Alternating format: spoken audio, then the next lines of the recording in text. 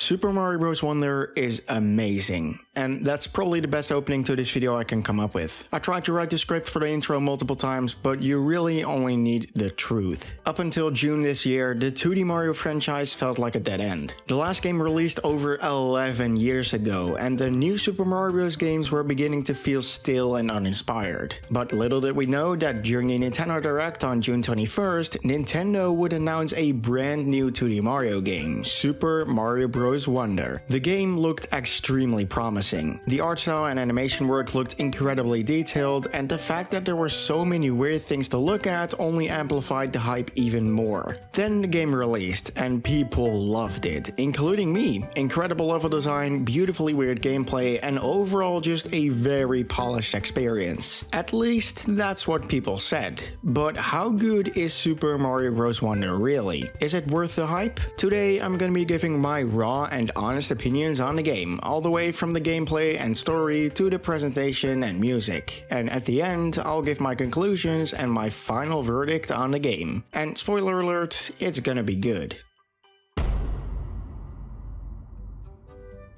The story in Mario games is very simple. Bowser kidnaps Peach and that's it. And that's actually not the same for Mario Bros. Wonder, because yes, Peach is playable now, but what is the story in this game then? Well, it's still nothing too special, but definitely a lot more interesting. Mario and Co are at an event in the Flower Kingdom, and Prince Florian shows off the Wonder Flower. Then Bowser comes to ruin the whole party thing going on, steals the Wonder Flower, uses it himself, and turns into a freaking castle. Yeah, it sounds bizarre, but also just so badass. Bowser then traps the Poplins, and your job is to save them, defeat the Cloud Piranhas around Castle Bowser, and beat Bowser once and for all. Or, well, until the next Mario game. So yeah, as I said, the story is still nothing too out of the ordinary. Bowser is evil and we have to beat him, that's it. But at least it's a lot more interesting than just having to rescue Peach. It certainly does the job, and the story is enforced throughout the game in quite decent ways.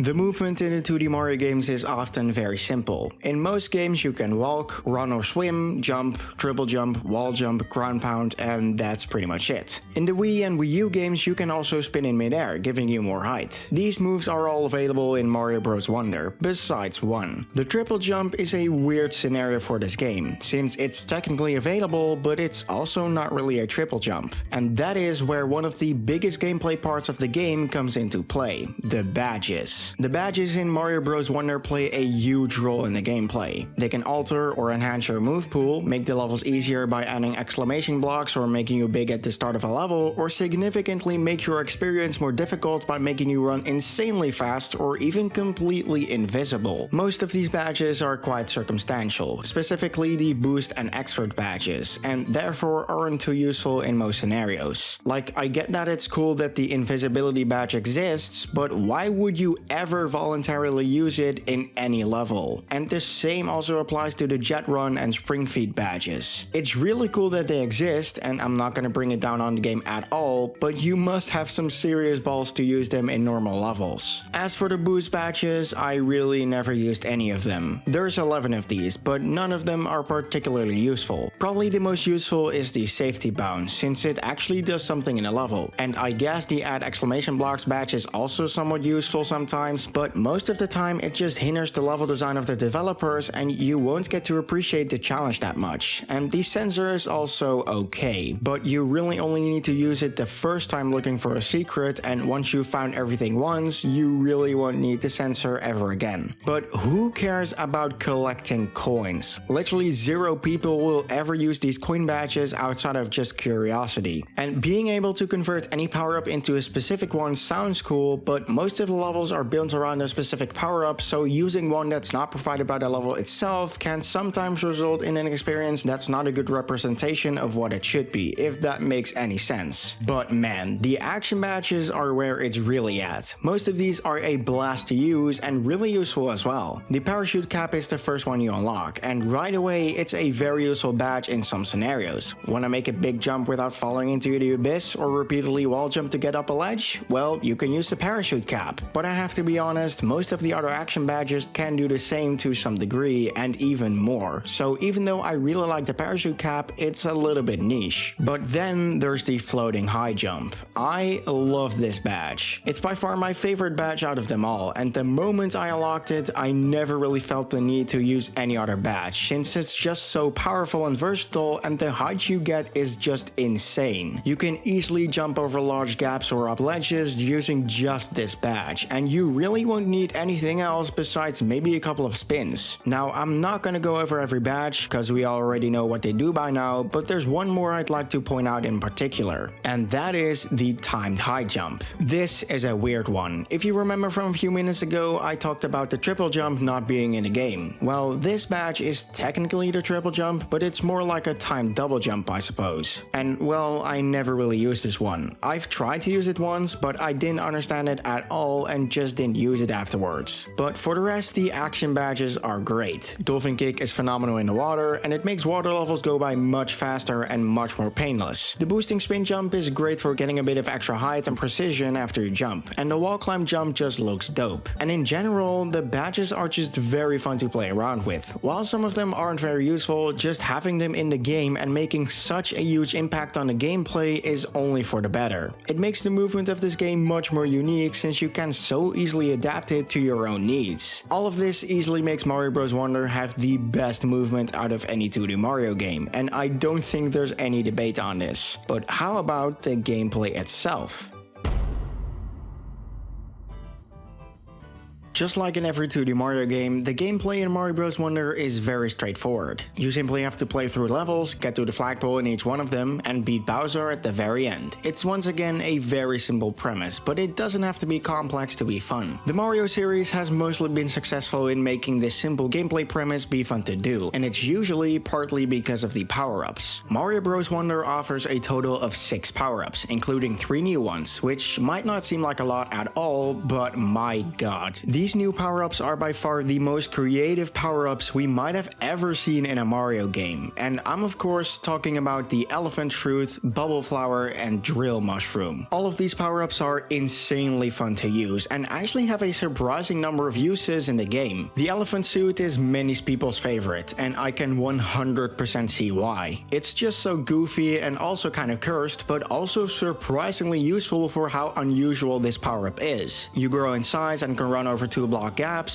smash enemies with your trunk, and even hold water in your trunk and spray it over flowers or enemies. It is incredibly fun to use this power-up. Just running around smacking a bunch of enemies is so insanely satisfying. This power-up is a blast to use. Then there's the Bubble Flower, which is also really cool. You can bubble up enemies, killing them in an instant, or use the bubbles as an extra jump. It's not really useful outside of those scenarios, but just how quickly you can defeat a lot of enemies is really convenient. Plus, the suit also looks really stylish. But my favorite power-up has to be the Drill Suit. Not only for the Mario Galaxy reference, but also just because of how useful and powerful and just straight up fun this power-up is to use. Once again, the sheer ease of which you can take out enemies by literally just jumping up or ground pounding down is insane. And the fact that you can easily drill into pretty much any surface and even into secret areas is so cool. I love this power-up so much, and it might even be my favorite power-up in the entire Mario series now. And of course, you have the Fire Flower as well, but why would you ever want to use that when you have 3 incredible new power-ups? So yeah, while there's not a lot of power-ups in the game, the ones that are here are really good and much better than most of the other new power-ups the series has introduced. But of course, the power-ups aren't the only important thing in the game. How about the levels themselves? The levels are the main things that make up the content in the Mario games, and therefore it's very important that they are enjoyable, well-designed, and memorable. And my god, the level design in Mario Bros. Wonder is just phenomenal, and even that is an understatement. The levels each mostly focus on 1 or 2 mechanics and try to challenge the player in many different ways. If it's not the drop-down platforms from this level in Fluff Puff Peaks, it's the on-off switches from Color Switch Dungeon, or the burning rocks from Hot Hot Hot, and I could literally be going for ages. There's so many creative mechanics in this game that make for very enjoyable levels. levels. They even managed to make the auto-scrollers fun, which is very impressive. Where the level design really starts to shine though is when the levels use only one or two seemingly simple mechanics or even enemies to their fullest extent. One level that comes to mind immediately is the Sharp Trawl from Shining Falls. It's not the most exciting level of them all, considering it's kind of like an auto-scroller and not much really happens, but it still has a really cool pair of mechanics, being a moving platform and copycats. And of course you have the two Bloom levels from World 4, which are just little bursts of joy, and I love those levels. But what really makes each level stand out is the wonder effect. This is the main selling point of the game, and it's fantastic. Literally anything can happen when you touch a wonder flower, and when you're first playing a game, you really have no idea what to expect, and that's what makes it so much fun. One moment you transform into a freaking balloon, the other you're bouncing on rainbow bubbles, the next you're walking on a freaking wall, and I could literally keep going for a very long time. There's so many insanely creative and just wacky wonder effects, and there's literally no way to expect any of it, and I love it. Heck, you even get singing piranha plants in just the second level of the game. If that doesn't show you how just weirdly beautiful this game is, I don't know what does. But by far my favorite wonder effect has to be this one.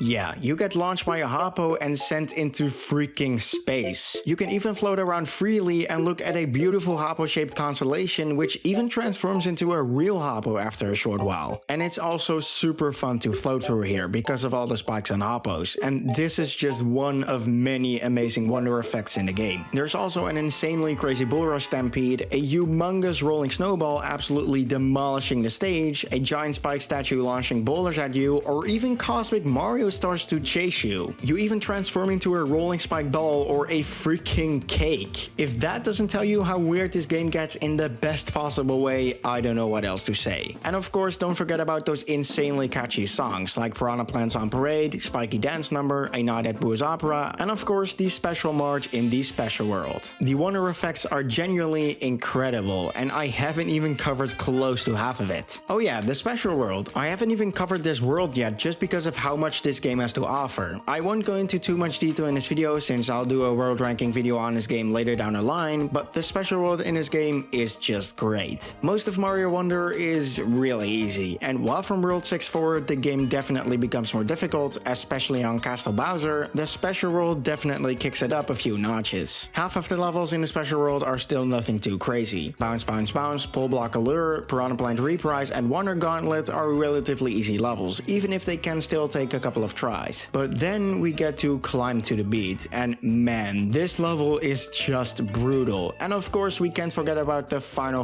test badge marathon, which is just no joke. It's by far the hardest level in the entire game, and it really tests your skills on all of the 10 badges in the level. And even though the invisibility section is pretty bullshit, the rest of the level is very fun and also incredibly fair, so it always feels like it's your fault when you die. But yeah, the special world is very fun, and even though it should have been a little bit more difficult in my opinion, I still really like playing most of these levels. You know which one I'm talking about.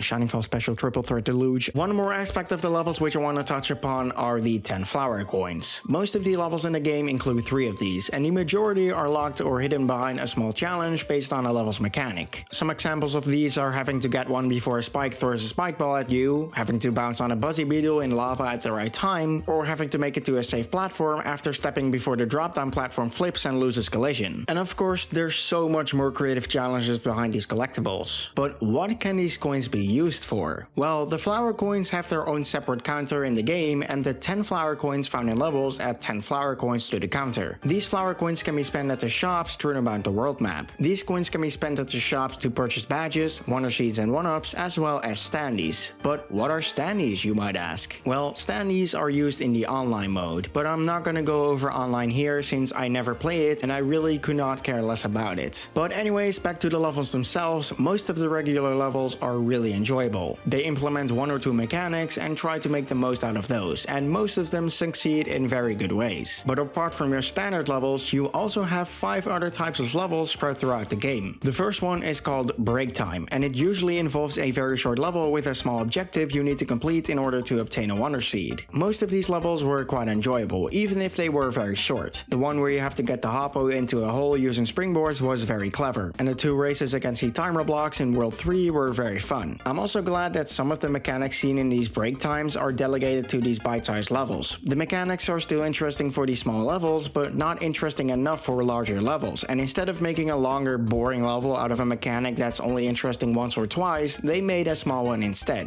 It's much appreciated. And while some of the break time levels are pretty lame, the majority are still quite enjoyable. Secondly are the badge challenges. These levels automatically equip a badge for you and make you go through a short obstacle course to either let you practice with the badge and unlock it afterwards, or test your skills and make you prove that you can use the badge to its maximum potential. Most of these levels are very enjoyable and make use of the respective badges in very creative and sometimes even pretty difficult ways. Next are the Wiggler races, and the name mostly speaks for itself. In these levels you're racing Wiggler to the end goal, and again most of these are very fun. The only one which I don't really like is the swimming one in Petal Isles, but the other ones, especially spelunking, are very fun. Some of them can even get pretty difficult if you don't have the right badge equipped. Moving on to the KO arenas. These require you to defeat a bunch of enemies in 3 or 4 different floors, and you can earn a certain amount of 10 flower coins based on how fast you completed the level. Most of these are once again very fun, and some of them are even very creative with their enemies. The only thing which I hate about some of these levels is when they start throwing hammer bros at you, and I guess you can understand my problem with that. You get to defeat some of Nintendo's most creative enemies yet, only for the level to end with 5 hammer bros that are anything but fun to defeat, and it makes the level very anticlimactic. In fact, 2 of these levels do this exact thing. It's such a missed opportunity, and I hate it about these 2 levels. It's part of the reason why the KO Arena and Fluff Puff Peaks is my least favorite. But don't get me wrong, the KO arenas are mostly still very fun. I especially really like the one in Deep Magma Bog. And finally, for the special levels, we have the search parties. These require you to find 5 wonder tokens in a small level to get a Wonder Seed. There are 4 levels like this in the game, and they're all not great. These levels are probably the worst part of the game. The only level which I somewhat enjoyed was the item park in Deep Magma Bog, because it really feels like you're solving puzzles instead of jumping around trying to find hidden blocks for 10 minutes. But the other 3, especially an empty park and pipe park, are terrible. An empty park literally requires you to, as I just said, jump around and find hidden blocks to make the wonder tokens or some random rain clouds appear, and pipe park is just entering random pipes over and over until you find the right one. Wow, such fantastic level design. Even puzzling park is mostly just finding hidden blocks. These levels were so cryptic that it came to the point where I literally looked up a guide before I even tried to look for some of the wonder tokens myself. And don't forget that once you've played these levels once, the entire magic has vanished completely. The concept of these levels are cool, but the execution is very flawed. But overall, the levels and gameplay in Mario Bros. Wonder are mostly just phenomenal. However, there's one more aspect to the gameplay that's also quite important that I haven't even covered yet: the bosses. Now, let's just be honest, the bosses in this game are not very good, at least the Bowser Jr. fights. We'll get to Bowser in just a second. Fans of the 2D Mario series were worried, because ever since the new Super Mario Bros. Series, the boss fights were becoming very still, falling into a repeated pattern of just the Koopalings and their boring fights. But then the trailer of Wonder came out, and people's worries were starting to fade away. The rest of the game looked so promising and inventive, and then the game released, and it turned out that the one thing that Nintendo slept on in this game were the boss fights. Yeah, a lot of people were disappointed by that. The Bowser Jr. fights are okay at best. The first 3 are nothing remarkable, either enlarging you or Bowser Jr., adding some water, or transforming the stage into ice or honey. The last Bowser Jr. fight is pretty cool though, combining the shadow aesthetic with moving Samus on the platforms and Bowser Jr. cloning himself. It's pretty cool, but this is sadly as good as the Bowser Jr. fights get. And also, don't forget about the quote-unquote boss fights from the battleship levels. Literally just run right or pull a handle and press a switch, and that's it. It really could not have been more underwhelming. But honestly, the Bowser fight is just amazing. It's a very rhythm-based one, and even though it's still too easy, it is a very cool boss fight and so much fun to do. It might even be the best boss fight out of any 2D Mario, maybe even better than Wii's. It's just so satisfying to hit Bowser on a beat of the music and only barely avoid the giant burning piranha plant note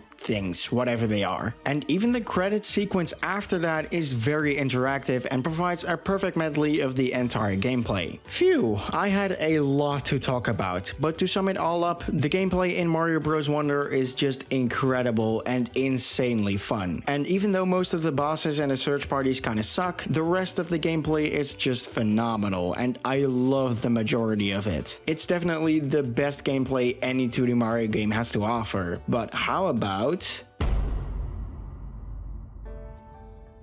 We've talked about a lot of important stuff in Mario Bros. Wonder, but there's still one more major thing that's also very important, besides the music, which we'll get to later, the presentation. How does the game look? Is it presented in a good way? Is the game polished? And which details did they add to ever so liven up the gameplay? The art style in the 2D Mario series has been bland or dated at best, especially in the new Super Mario Bros. Series, and it got really boring to look at after the Wii game. And even though the art style of Mario Bros. Wonder is not extraordinary, it's definitely the most interesting and unusual art style we've seen in the 2D Mario series so far. And let's also not forget that the level themes are not just your basic grass, desert, water, etc. There's a lot more variation and much more unique world and level theming going on, like combining sky and snow into one world, or having this gorgeous polygonal landscape in Shining Falls, or a really interesting and gloomy mushroom forest and cavern. And even the first world is a combination of themes, including grassy plains, savannas, forests, and even this very intriguing underground area with levels taking place in a swamp, an aesthetic which I personally really adore. And every supposedly boring world theme does a lot to spice things up. The snow levels have beautiful lanterns in what's supposedly some sort of snowy town. The desert levels feature a sand castle and some sort of Arabian town, and the volcanic levels all have a prehistoric tint to them with fossils and bones. While it's still nothing insanely extraordinary, it is a very appealing game to look at. And one aspect which helps a lot with that as well are the animations. We all know this by now, but the animation work in Mario Wonder is just beyond incredible. Every single character and enemy just looks so lively, and they all have a bunch of detailed animations. I'm not gonna go over every single detail here, but there's so many just small ones, like almost falling off a ledge, or the enthusiastic swaying of a character's arms when they run. It just looks so fun and so lively. And not only do the animations look phenomenal, but there's also so many tiny details that Nintendo added that really enhance the experience. Like part of the room lighting up when you get shocked as Metal Mario, or the tiny flower petals left behind when you use a badge, or the insanely detailed and gorgeous level backgrounds, and those are just a few examples. There's many more like this. And of course, you cannot forget about the talking flowers. These little things add so much life to the game, and there's quite a few funny dialogues in the game as well. Not to mention that there's even a bunch of hidden dialogues these things have. You can even wait literal minutes and they just say the most random stuff. So yeah, the presentation in Mario Wonder is just incredible. There's a crap ton of attention to detail in every single department. I have barely scratched the surface here. There's so much more to talk about, but this video is already pretty darn long, so let's just get to the final chapter, being...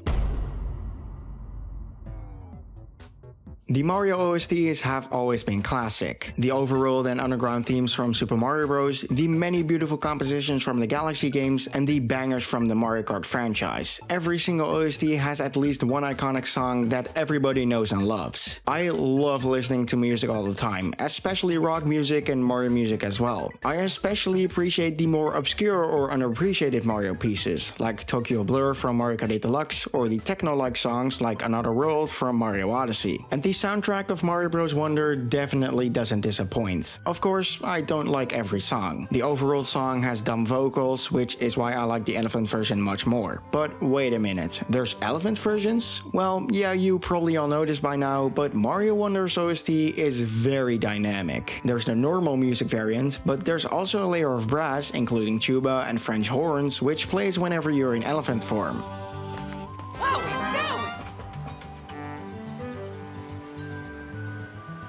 For the rhythm jump badge, some extra drums and claps kick in when you jump at the right time.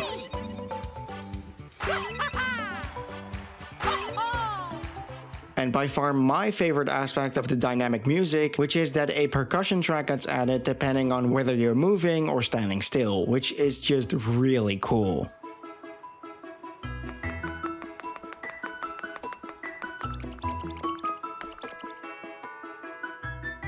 For the songs themselves, I really like most of them. My two favorites are the snow theme, because it's just so chill and beautiful, and also the Oriental Lake theme, since it's also very relaxing and I really like the instrumentation. But the factory music,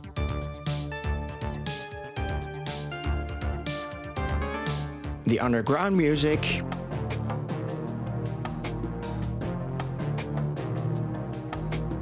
and even the swamp music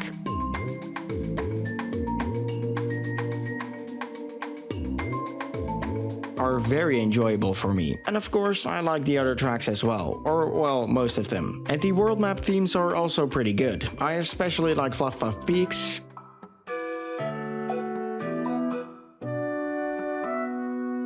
and Shining Falls. But the other ones are also great. So yeah, I'm quite satisfied with Mario Wonders OST. Even though it's pretty small, it's really varied and fits perfectly with the gameplay and scenarios. And the fact that it's so dynamic as well only makes it better, and I really appreciate the attention to detail in that department.